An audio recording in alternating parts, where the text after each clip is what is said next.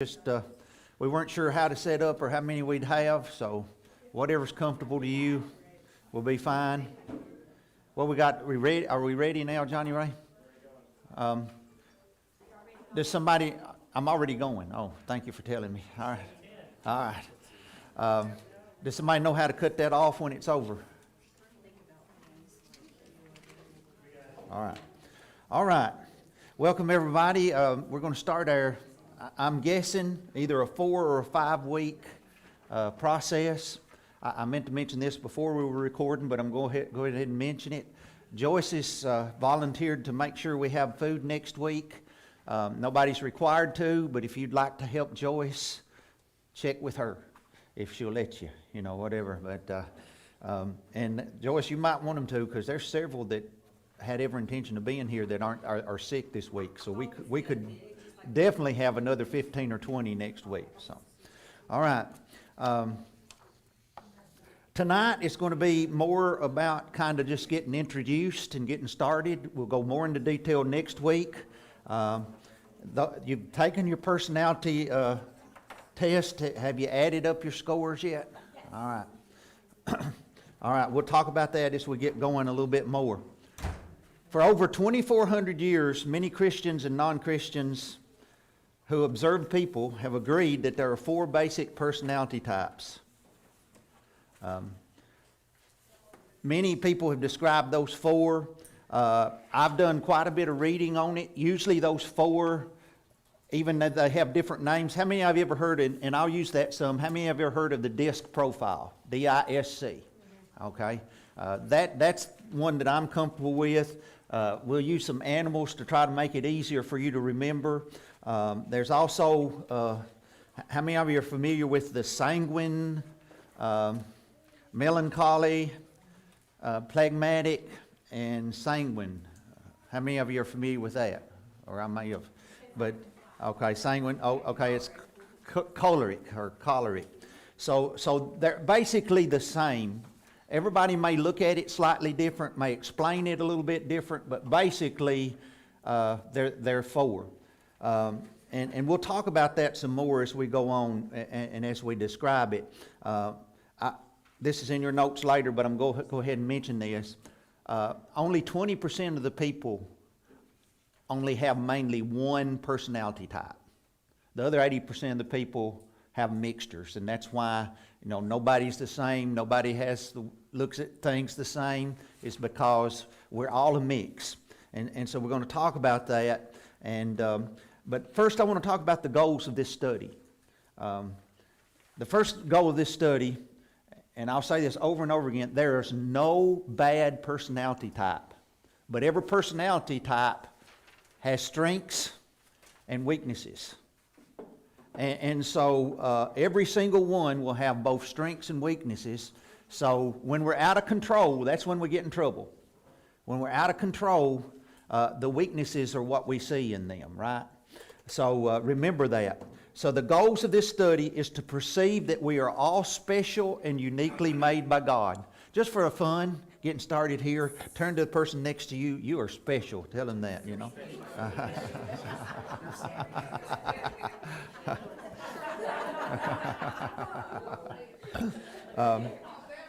Psalms chapter 139 verse 14 says, I will praise you, for I am fearfully and wonderfully made. Marvelous are your works, and that my soul knows very well. I was kind of studying on this, and the literal translation of this, according to Barnes, is that I am distinguished by your mighty works, by things that exalt my idea of God, to fill my soul with reverent and devout feelings. The idea is distinguished among the works of creation. And God just say that people are His special creation. So we're all His special creation. And one of the things I like to remind people and challenge people about is when you start saying you're not special, you may think you're saying, you may think you're being humble. Now, I'm not talking about special compared to somebody else. I'm saying we're all special. And when we start saying that we're not special, we're saying, God, you did a bad job with me. That is actually a false sense of pride. I'm a harder case than anybody else. So one of the things that I want you to begin to see in this study is that you are special and uniquely made by God. And I like the way the New Living Translation says it. Thank you for making me so wonderfully complex. Anybody know anybody here that's complex? Your workmanship is marvelous, and how well I know it. So the second goal of this study is to better understand ourselves. To better understand ourselves. You know, the Scripture tells us to take heed how you hear, for whoever has, to him more will be given, and whoever does not have, even what he seems to have will be taken from him. And Proverbs chapter 28 verse 26 says, he who trusts in himself is a fool, but he who walks in wisdom is kept safe. Now, it's wise to understand some things about yourself and how you're coming across. It's wise because often we have no clue how we're coming across to people. And I'm not talking about walking on eggshells. I'm just talking about even with our own children. We often don't know how we're coming across. I like this verse. I think this verse in Proverbs chapter 14:1 describes this. It says, every wise woman builds her house, but the foolish one tears it down with her own hands. And that's another scripture that we could put man in there as well. But in other words, when we don't begin to understand how we're coming across and who we are, if we're not careful, we'll tear down the very house we're trying to build. We'll tear down our children. We'll tear down our spouse. We'll tear down people around us instead of building them up. And you've heard the quote, we don't see things as they are. We see things as we are. And I've kind of changed that a little. We don't hear things as they are. We hear things as we are. Now, that's not 100%, but right, you understand? You catch what I'm saying here? Everything that we hear is filtered through our brain and often determines what we hear more than what's actually being said. That's one reason that we need to be alert of ourselves, isn't it? Because we're coming across to people in a certain way. And our body language, the tone we use, all kinds of things like that are communicating more than the words we're trying to say. And so it's important for us to understand that. Johnny Ray said it this way, we often see ourselves as we want to be, not as we are. Right? And so I'll remind you, learning this helps us because Proverbs 26:17 says, he who passes by and meddles in a quarrel not his own is like one who takes the dog by the ears. And how many of you know what happens when you take most dogs by the ear? You get bit. And so understanding ourselves and understanding others helps us to keep from getting bit so many times. You know, if you're the common denominator to all the strife that's going on in your life, you're the common denominator. That means you might need to change how you're coming across. So the goal of this study is to better understand ourselves and also to better understand others. I like what Joyce Meyer said, the best way to get along with people is not to expect them to be like you. That is a powerful statement, isn't it? The best way to get along with people is not to expect them to be like you. You know, the most basic need of all human needs is to understand and be understood. One person said it this way, to know and to be known without being rejected. We all want to know people and we all want to be known, but we're afraid often to be known because we're afraid we'll be rejected, aren't we? So that's why understanding ourselves and understanding others, where we can begin to not necessarily accept everything they do. You understand, we don't have to approve of everything somebody does. But we still love them as humans and we still accept them as people. And the Bible tells us, and let us consider one another in order to stir up love and good works. And Proverbs 14:29 says, a patient man has great understanding, but a quick-tempered man displays folly. Now, I read that because, it takes patience to begin to understand others. Would you agree with that? Amen. And I know sometimes I'm lacking in that. Because it takes patience to begin to consider the other person, consider why they might be like they are. Again, it's no excuse for them doing wrong, but it is an opening for us as we begin to understand personalities and how people communicate. It is an opening for us to begin to be patient with others and thereby giving them the best opportunity to change and to be blessed by God. And you know what else happens when we start to understand others and understand ourselves? Sometimes we think our spouse needs to change, our neighbor needs to change, our children needs to change. And when we start understanding ourselves and understanding others, we find out that we're the ones that need to change. And we start having patience for that. So the fourth goal of this study is to improve our relationships.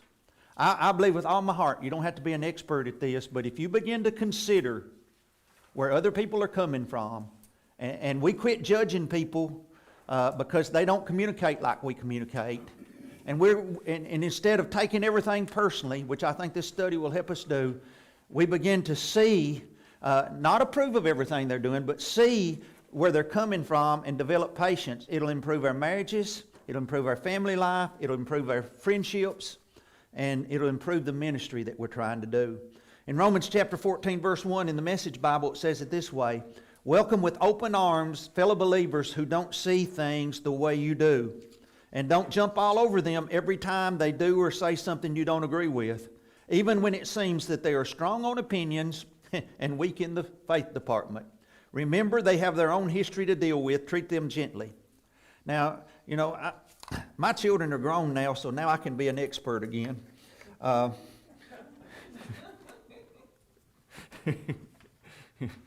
Did you notice before you had children, you're an expert? While you have children, you're a dummy. And after they're gone, you get to be an expert again. Now,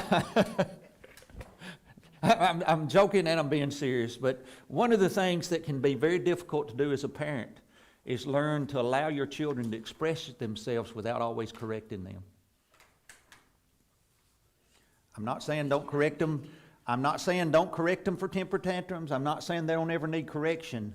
But I'm saying often, instead of hearing what they've got to say, because we don't consider their personality, we answer for them. And we start fussing at them without them being able to express themselves. And one of the things that this will help us do as we begin to understand this is help us to learn to listen. Help us to learn to give people room, our children room. Help us to learn to give our bosses room. Help us learn to develop friendships with people that aren't necessarily like us. Researchers on intimacy have discovered that those homes where people have learned to value each other's differences are far and away more likely to develop intimacy than those who don't. That can be hard, right? That can be difficult. So to improve our relationships, and under that there's a few points I wanted to make. First of all, understanding personalities help us to stop taking other people's actions too personally. When we begin to understand these personalities, why does it improve our relationship? Because it helps us to stop taking other people's actions too personally. We all have to learn that, right? How many of you all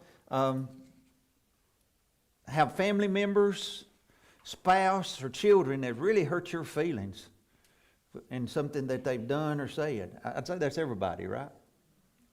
And it's going to happen some. Knowing personalities isn't going to mean that never happens, but hopefully knowing personalities will help you step back and see it in a different light and be able to receive from it and stop taking it all so personally.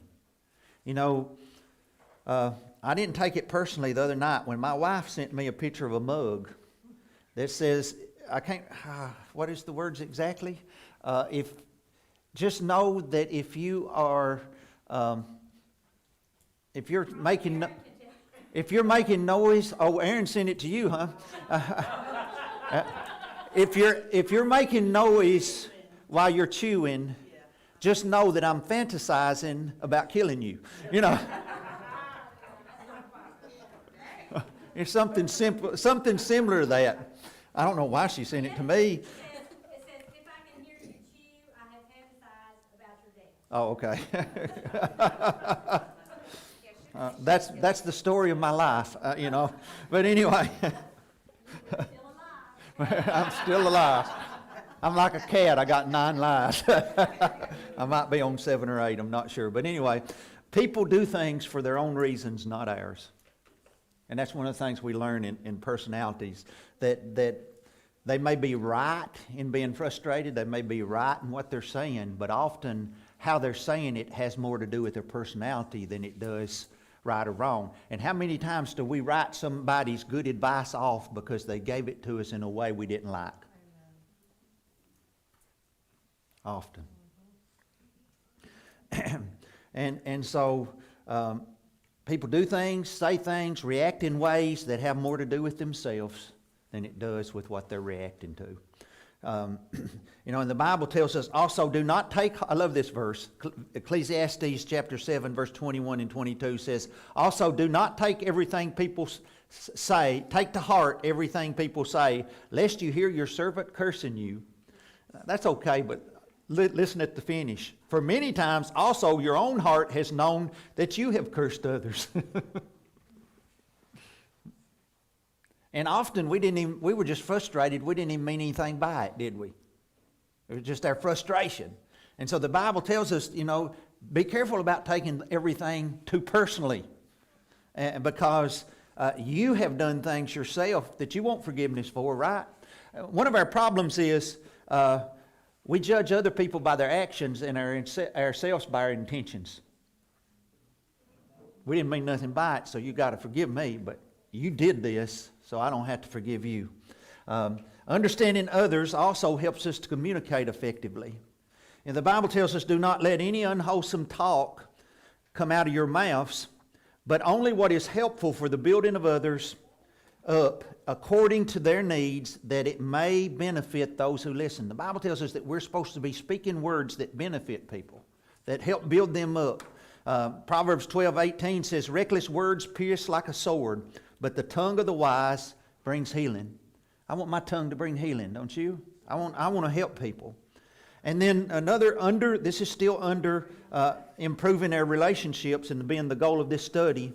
Understanding myself and others helps me to live wisely and successfully in every area of our life. It helps me to live wisely and successfully. You know, wisdom rests in the heart of him who has understanding, but what is in the heart of fools is made known. Proverbs 14:33. Getting along with other people, according to Earl Nightingale, is still the world's most needed skill. With it, there is no limit to what a person can do. We need people. We need the cooperation of others. There is very little we can do alone. So we need each other. Boy, how many of you ever felt like, boy, if it wasn't for everybody else, I could do pretty good this life? Huh? We feel like that sometimes, but that's not true. That's not how we're made. And so then the fifth goal of this study, there are 5 goals, and the fifth goal is to discover and enhance our careers and ministry so that we can more easily determine where God has called us. The Bible says the body we're talking about is Christ's body of chosen people. Each of us finds our meaning and function as a part of the body. But as a chopped off finger or cut off toe, we wouldn't amount to much, would we? So since we find ourselves fashioned into all these excellently formed and marvelously functioning parts in Christ's body, let us just go ahead and be what we were made to be, without enviously or pridefully comparing ourselves with each other or trying to be something we aren't. Let's don't try to be something we aren't. And then a powerful scripture in Proverbs chapter 22, verse 6 says this, train up a child in the way he should go. And the Amplified catches this. If you look this up, in the way he should go actually means in keeping with his individual gift or bent. In keeping with his individual gift or bent. It does refer to behavior, but that's the only way I used to ever hear it talked about, is in behavior.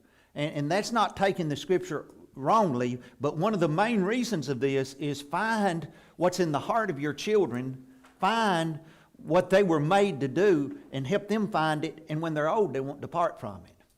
And so it's important for us to realize and understand that because, often parents push their kids into a career based on money and that kind of thing. And if you want to be miserable, get in a career that the only thing you like about it is your money. You're going to be miserable if that's the career you get into. So there's a couple of bewares as we introduce this. We should never use this study to pass judgment on people. This is not about passing judgment on people. We should never use it for our own gain or to assume that people cannot grow, change, or step out of their patterns. Selfishness will cause this study to be unfruitful. Understanding yourself and how you may be coming across is equally important to understanding others. One of them is not more valuable than the other. They're equally important. And I also want to throw this in. A few years ago, I was required to take a class that introduced me to this. I said a few years ago. Now it's been a lot of years ago. It was in the 90s. But I was required to take this course. And as some of the people kind of revolted against it, said, that's not spiritual. It's not spiritual. Well, the most spiritual thing you can ever have is love. And love causes you to consider others. And we're not taking away in any way of the Lord speaking to you and telling you things about people. We're not saying that the Lord won't still speak to you. We're not saying this replaces that. This is just a tool that goes alongside it. We still need to be prayerful. We need to realize that even understanding personalities, if the Spirit of the Lord speaks to us, that's always stronger than what we think we understand. But in general, dealing with people requires some understanding. And face it, if we were 100% connected with the Spirit of God at all times listening, we wouldn't need a lot of help from anything. But the Bible tells us we need the Word of God. The Bible tells us we need to grow, and we need to grow in grace. And this is one of the things that I think we all need to grow in. For the purposes of this study, when I use the word manipulation, it's going to be a negative term. If you look up the word manipulation, it has a positive context and a negative context. Manipulation can be used in a good way or a bad way. But in this study, when I use the word manipulation, I'm going to be talking about negative. I'm talking about this definition right here. To adopt or change to suit one's own purpose or advantage. To control or play on by artful, unfair, or insidious means, especially for one's own advantage. So and for this study, when we talk about manipulation, we're talking about using this for your own advantage, not to help the other person. But understanding personalities will help us to motivate people and situations in a way that helps everyone win. So motivation, when we talk about motivating, it's good. We're talking about positive. We're talking about helping the whole situation, helping them, and it will help us as well. When we talk about manipulation, we're talking about we're just doing this in order to get our own way. And if we do that, we will ruin what we're learning through selfish motives. And so we need to remember that. I like what 1 Thessalonians chapter 5 verse 15 says, and be careful that when you get on each other's nerves, you don't snap at each other. Probably all of us should have that on our refrigerator. Huh? Look at for the best in each other, and always do your best to bring it out. That's what we're wanting to do with this study. Another thing I want to tell you about personality is maturity allows us to step out of our comfortable patterns in order to make the most out of every situation. We want to grow. This is my opinion, but I don't think anybody can tell you what personality trait Jesus had. Because Jesus was able to step into whatever pattern he needed to in order to minister and help others. And as we grow and mature, we should be able to do that as well. I'm not saying we'll ever be as good as Jesus, but I'm saying, that Jesus displayed all of them. Think about it. Jesus, he was direct. And that's one of the things we're going to talk about. Remember what he told the ones in the temple? He threw them out of the temple and he said, My house shall be called a house of prayer, but you have made it a den of thieves. And I got a feeling that he raised his voice. He was very direct, right? Then there's another case with the woman in adultery. He said, "Who's condemned you?" She said, "No one, Lord." And Jesus said to her, "Neither do I condemn you. Go and sin no more." I think this was a time when Jesus was being extremely sensitive to a person and showing compassion above directness. But he also told her to go and sin no more, didn't he?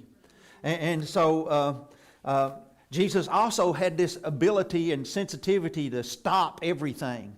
And some of the personalities, that's one of the most difficult things for them to do, is slow down in order to even stop to pray. Some people have trouble praying. I'll be honest with you, I even do better praying moving. It's hard for me to totally stop, but yet Jesus was able to go off by himself and pray all night long. And again, I don't think one personality necessarily prays more than another. It's just easier for some people to be alone than it is for other people. And Jesus was able to do that. And so every personality, Jesus was in a way, it was the life of the party in another way, right? What did he do? What was his first miracle? He took care of the wedding, didn't he? So Jesus was able to step into every personality trait, and that's what maturity will allow us to do. And Jesus was so mature, I'm not sure we could ever figure out exactly what he was, because I think he operated in all of them. And so here's our overview, and then we're going to talk some about what each one is a little tonight, review just a little, but not necessarily all of it.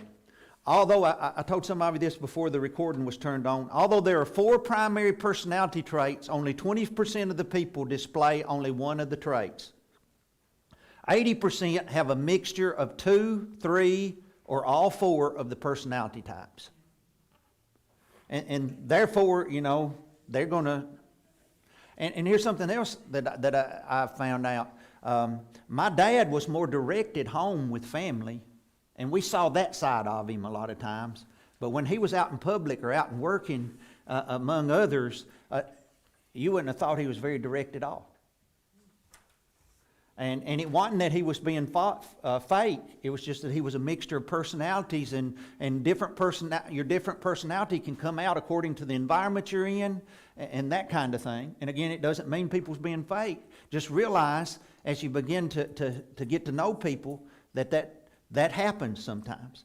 And our personalities, number 2, are influenced and developed by tendencies we're born with, by things we're gifted from God, plus our environment and life experience. Plus our environment and life experience. All of those things help develop our personality. And therefore, I don't think, some people might think, I don't believe that our personality traits are 100% what we're born with. I believe they're a product of our environment. They're a product of what we're born with. Now definitely, and we said this in introducing this, how many of you that have more than one kid, remember what I asked the week before last, how many, or whenever it was, I asked you to remember that I asked how many of you all have 2 kids and sometimes you think they can't even be kin. Now, they're in the same environment, so their personality's not 100% environment. But then there's other things that they're just naturally born with, that God's gifted them with, that becomes a part of their personality. But they also develop learned traits from you. And a lot of times kids will take on some of their parents' personality or something like that. I wish I could have taken this test when I first got married. I think I had none of, and I'll explain it in a minute, but I had no C tendencies. My wife has so much C that she still would probably say I don't. But to survive and to please her, I mean, she'll actually let me do some things. Because I finally learned to do it good enough for her to live with. Some things still not, but right. But anyway, so that has been a product of environment and experience. Different genders, number 3, may display different personality traits differently, but gender does not determine our personality type. We won't go into this a whole lot, but and I know we're in a Christian environment, and you all are going to all agree with this, but I don't care what they say, men and women are different, and they always will be. And so part of what comes into the forming of who you are is just the fact if you're a male or a female, there's going to be some natural things. Your brain has been wired to see some things a little differently. And so you may have almost the exact same profile if you're a male as a female has, but yet you will come across somewhat different. And that really doesn't matter. I think the biggest thing, again, that matters is being alert to people and learning to adjust to people in a way that causes good communication instead of assumptions. And so usually, this is something I'll say several times through this, usually our greatest weaknesses, what brings about weakness in our life is the over-reliance or overuse of our strength. You will probably get in more trouble with what you're good at as far as your personality than what you're not good at. Because you a lot of times understand what you're not good at, and you'll overuse what you're good at. And as we talk about these personalities, you begin to see what I'm talking about. We'll talk about that some. And two of the personality types, and we're about to get into them some, two of the personality types are task-oriented, and two are people-oriented. And what that means is two of the personality types will see the task before people. Doesn't mean they don't love people, doesn't mean they don't care for people, but they will see the task first. When it comes to push and shove, if there's a task that needs to be done, they'll see that before they see whether somebody's feelings are hurt or how to handle somebody else. And if there's a task that needs to be done, that task has to be done. We'll worry about the people later. And then the other two personalities will see, and you're already going to begin to see friction, right? We'll see the people before the task, and if somebody's feelings are getting hurt, drop the task, forget it, you're cruel, you're mean to want to do this job, somebody's crying over here. And to help you understand, I know I'll explain some of it extreme, but how many of you already understand kind of the conflict I'm talking about? Huh? Huh? And you know, here's the thing, you're usually married to each other, right? You know? And remember this, God made different people differently, not to curse you, but to bless you. But it'll never be a blessing till you begin to appreciate each other and allow those differences to help mold you instead of... One of the places that I saw this really work well in my life is a lot of times when you have a teenager that gives you trouble, it causes friction in the marriage. It causes a lot of friction in the marriage. And one of the places that I was able to draw from this that helped, and we was nowhere close to perfect, but when we had one of our children that kind of was in a lot more rebellion than we were comfortable with, one of the things that I learned is that it's a little more natural for Donna to want to kill him and me want to pat him. But my ears perked up when I wanted to kill them, and she said they needed compassion. My ears perked up, and I would stop right where I was. Because often that meant the Lord was speaking something to her, because that was not necessarily natural for her in the situation. I'm not saying she's not compassionate. I'm not saying she don't love her children. I'm just saying that when it came to dealing with things, we dealt with things differently. And so when we was going through that, a lot of times, you know, I'd be ready to drop the hammer. And she said, no, I don't think we need to do that.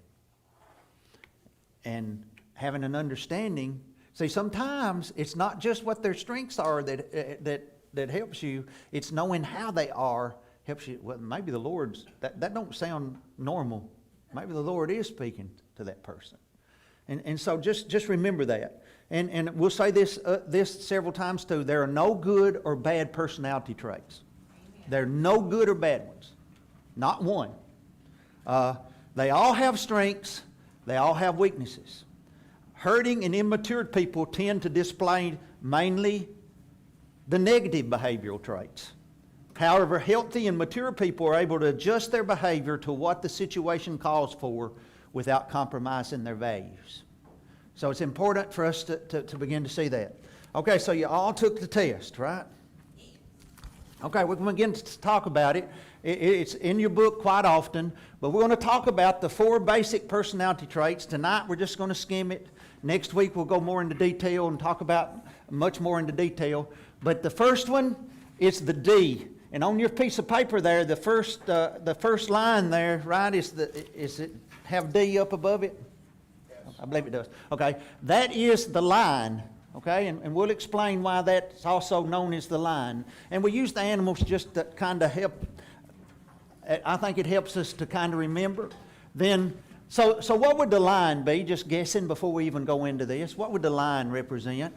Strength. Some word, dominant, strength, loud, yeah, bold, yeah, okay.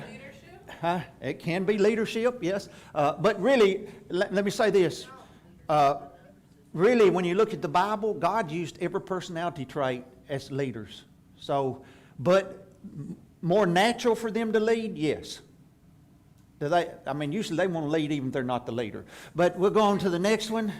The next one is the otter, and that's the I on your profile there. Either way, you want to remember it, and you have the other words in there with it on your desk. But otter, what do you think of when you think of otter? And maybe you don't, but, huh? What's that? Fun, yeah. The life of the party, yeah. You know, energetic, knows, most of the high eyes that I know, the high otters that I know have, you go into, and Johnny Ray rates the highest in this. He's got other traits too, but I tell you, never send an otter into a grocery store for a quick pickup. Because they know everybody there. And it would be rude not to speak to all of them. Sometimes they don't know people there. Yeah, they don't have to know you because they have 1,000 relationships. And often, and I'm not saying this about Johnny Ray, I know he has some close friends, but often they have so many friendships, they don't have hardly any deep friendships. And so that's kind of a couple of things about the otter. Then we have the ox. What do you think about when you think about an ox? Huh? Strength, yeah, they're strong. Huh? When I think of ox, I think of trotting along, just steady. Just steady. And, huh? Yeah, and that you do as you're told. That's right. That would be the S. And so that's what's going to represent it. And then the fourth one is the eagle. And what do you think of when you think of eagle? Meticulous. Huh? They're meticulous. Meticulous. I forget how far, I'll try to look this up for next week, but I forget how many miles an eagle can actually see. Visionary. Huh? I mean, they can see, they way up in the sky and they'll see their food down on the ground. And from way up in the sky, they can see so good, they'll scoop down and get it. So let's begin to talk about the D. We'll just kind of do a brief. They are, how many of you, and you may have already looked, if you already looked, they are, what would you think? Would you think the line would be more task-oriented or people-oriented? Task-oriented, that's right. They hunger for productivity and challenges. I mean, the D's, now this isn't always true, but if they're mainly D's, this is something about a D. A D can argue with you like he hates you. And you walk away insulted and angry, and he walks away saying, boy, that was a good argument. He is not the least bit upset at you. And the ones that have never understood how they come across, he doesn't understand why you're being such a baby and getting your feelings hurt. It's just like, what's your problem? You hint to a D and they think you're manipulating. They never know you said a word. Because they don't like hinting. Now, some of the other personalities traits will talk to you. They don't like direct. They won't be let down easy. They want a hint, right? But not the D. The D sees hinting as weakness. Tendencies include life at high speeds, challenges, quick decision. They challenge the status quo and authority and solving problems. The D husband comes home and says, honey, I know you'll be excited. I just borrowed $25,000 to buy a new vehicle. And you say, you didn't talk to me about it? And that's the first time they ever thought about talking to you about it. You did study this in the 90s, didn't you? 25,000 Yeah. for new vehicle. 50,000, whatever. Yeah. I still buy used vehicles, you know. But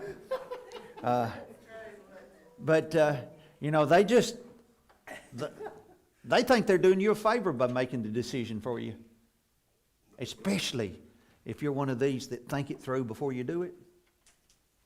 You know, they're kind of, and we'll talk about this as we go into more detail, but they're kind of shoot first, ask questions later. That just kind of describes them. And they thrive off of conflict and challenges. The D stands for dominator, direct, decisive, doer, driver of themselves and others. It's outwardly recognized by ambition and the desire to accomplish. One of the negative things that can come out of a D is impatience, bold and intimidating loudness. Their language is power, control, and accomplishment. They get so much out of accomplishment. And like I said, it's their task. They love to fulfill the task. Now, again, I want to say this again. How many of you, well, let me ask this question. How many of you, when I say this, you're already just a little bit intimidated? It's like, you ever thought it'd be nice if the world didn't have any of these? You know what I'm saying? You're not going to admit it, okay. But anyway, that's not true. That's not what I'm saying. But my point is, the D can be the most intimidating of all of them because of how direct and loud they can be. But they can also accomplish so much. And you know what? You that are above the line and are more people-oriented, people are important. God says people are important. But you know what? If you're going to help people, you have to be able to fulfill the task. And so when you need these people in your life. So the I, as we said, it's the otter. The D we could describe with a roar. The otter we can describe with the word, and we've already said it, fun. Fun. They're people-oriented. They hunger for enthusiasm in people. Matter of fact, people often have trouble taking this person seriously because this person is excited about everything. I mean, everything is exciting. And they tend to come across as being so exciting about everything that they take nothing seriously. They can come across as that. And so they hunger for enthusiasm in people. Their tendencies include they're great at contacting people. They make a good impression. They're well-spoken. They're motivational. They're enthusiastic. They entertain people. They help others. And they're great at participating in groups. They thrive in a social environments and positive reinforcement. The I stands for influence, inspired, interested, impulsive, and involved. Impulsive. You know, an I wants to be on every committee. An I wants to be involved in everything going on, but a lot of times an I shows up at none of them. You know, or one, they've committed to 7 things at 10 o'clock in the morning, but they can only be at one of them. And so that's what an I does a lot of times. They're just very impulsive. They love every idea. They're outwardly recognized by being excited and talkative. And where the D is more of a roar and loudness, also often the I's are loud, but theirs is more of a excited loudness. And they are outgoing and known for their friendliness. Their language is people and fun. And as I said, one of the negatives is overcommitment. They don't like to tell anybody no. They don't like to tell anybody no under any circumstances. They hate the word no, right? So now we'll go with the S. As we said in our description, the S is the ox. When I think of this as easygoing. I think the ox is easygoing. Somebody that has a lot of S in it, a lot of S in them, they can have problems making decisions sometimes because they just got to think it through. You know, and one of the things that you notice there were some things about the D and I that were similar, even though one of them's more people-oriented, more task-oriented. That's an area where the S and C have some similarities. The C likes to think things through, but their reasoning is different. And so the S likes to think things through as well. And I don't mean this by harm. I don't know where all of you work, but the S is the type person that can work at a factory job, the same factory job, for 50 years and not really like it, but never complain. They're just steady. They're just steady. They're just steady. They see it through. They see it through. They see it through. And like I said, we'll talk about them a little more. They do hunger for relationship and peace. And where we talked about the I having 1,000 different relationships and all of them are skin deep, the S usually has fewer relationships, but they're much deeper. They appreciate the people. They have a heart for people. And they're usually real easy. The S is somebody you love to share your problems with because they'll listen. And somebody that's got a whole lot of S will usually listen without trying to tell you what to do. And you know, most of us listen to try to know how we're going to answer. The S tends to listen because they want to help you, because they care. Their tendencies to include, as we said earlier, a normal work pattern, staying at one place, demonstrating patience, specialized skills, showing loyalty, a good listener, and they're good at calming people. You know, they don't understand why the D is so loud. They don't understand why the otter is so excited.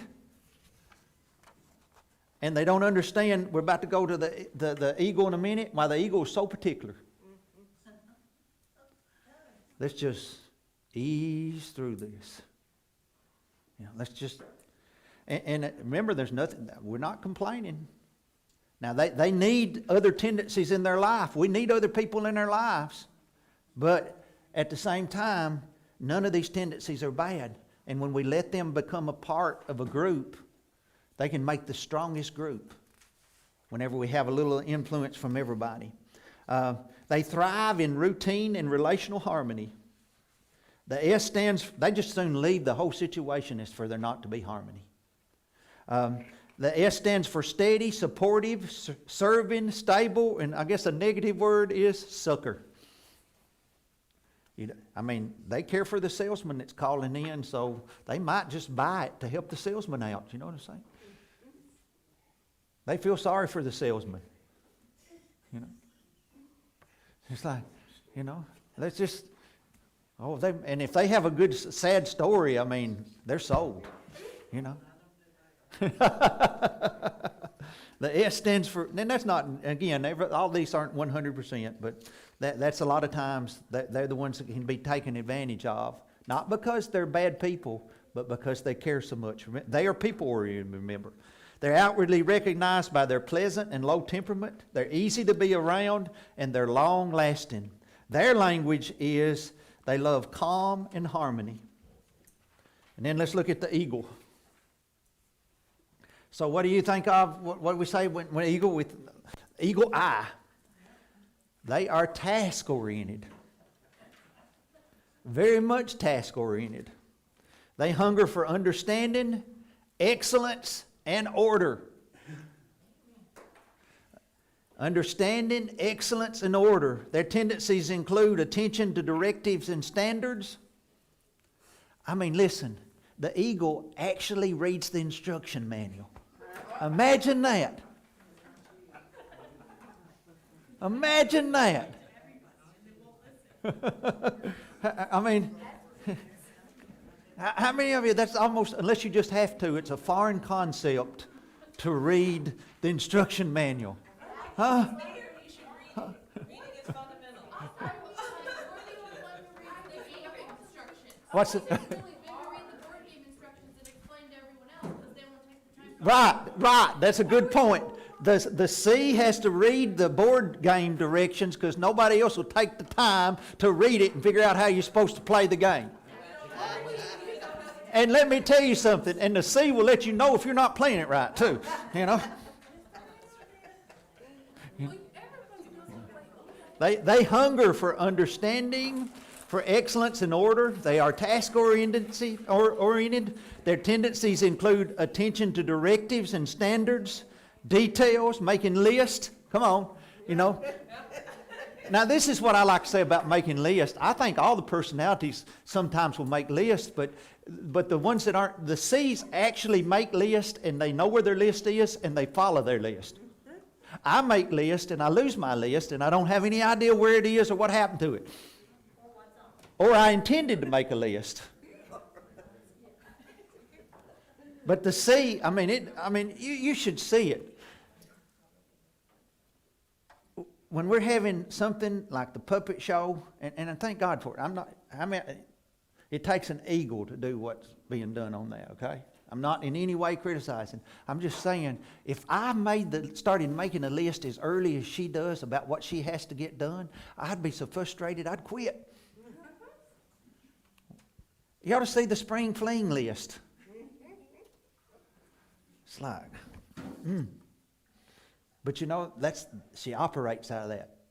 And things get done. And again, I'm not being negative at all about that. I'm just saying, and we need people like that can help us figure out what needs to be done and how it needs to be done. And standards. We need standards in our life. But as I said, there's some real negative things to the C trait. There's some real negative things to the DIS. All of them have their negatives when we're out of control. But when they're developed right and used right, they're all given by God, they're powerful, and they help make things go better. They thrive in order and controlling quality. They're outwardly recognized by excellence and order. And I just love this. I don't remember who said this first, but I heard this before I noticed it in my children, but then I had a couple of children that were exactly this way. They arranged their M&Ms in color. Oh, I knew I wasn't the only one. Her chips, broken chips, and whole chips. It's amazing. Why don't you just eat them? That's what my thought. I mean, who cares? When they get in there, they're all the same color anyway, you know. But you know, I knew some of my children had that trait in them when I walked in one day, and before he could eat his M&Ms, he had to get them separated in color. You know, and so that's very much the trait. They order excellence, and folks, understand that people are that way, but don't ever try to understand completely all of that, because if you're not a C, just understand it's the way they are, the way they're wired. Because you don't have to understand why, just understand who they are and accept it and give them a little room. And of course, they need to give you a little room not to be so perfect. But their language is perfection and order. Their language is perfection and order. So that's just a quick introduction to these. Next week we're going to dive a little bit deeper and talk a little more about it. But I hope you're starting to enjoy this. I hope you're seeing, I can't oversell this. I really don't think I can. I think it's very much a tool from God. I think it is capable of rescuing marriages. I think it's very, very powerful when we begin to see. Now what we'll do is, let's talk just a minute. Let's begin. How many of you looked at it? Did you add up your totals? Yep. I'm right there on the board. Yeah, I don't know that anybody this part needs to be recorded. If you want to go ahead and turn that off, Michael. We'll finish talking about this, okay? I'll go ahead and tell you with